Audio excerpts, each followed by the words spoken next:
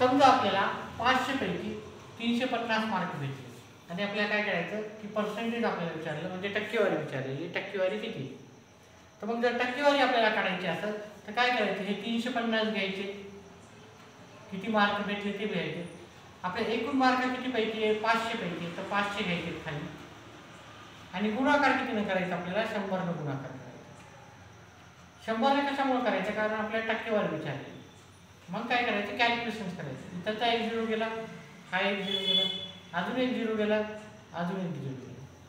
आता हे 5 न 35 ला जर भागितलं, 5च्या पाड्यात 35 7 नंबरला येतात आणि 0 दशाला तसे द्यायचे. म्हणजे त्याचा अर्थ आहे आपलं उत्तर आलेलं आहे 70%. 500 पैकी 350 मार्क भेटले म्हणजे 70% मार्क भेटले. तर आपल्याला एक उदाहरण देतो मी, त्याचं उत्तर मला काढून कमेंट बॉक्समध्ये सांगायचं. जर तुम्हाला 400 मार्काचा पेपर होता, त्याच्यापैकी 240 मार्क भेटले म्हणजे तुम्हाला टक्के किती भेटले ते उत्तर काढायचं आहे आणि कमेंट बॉक्समध्ये टाकायचं.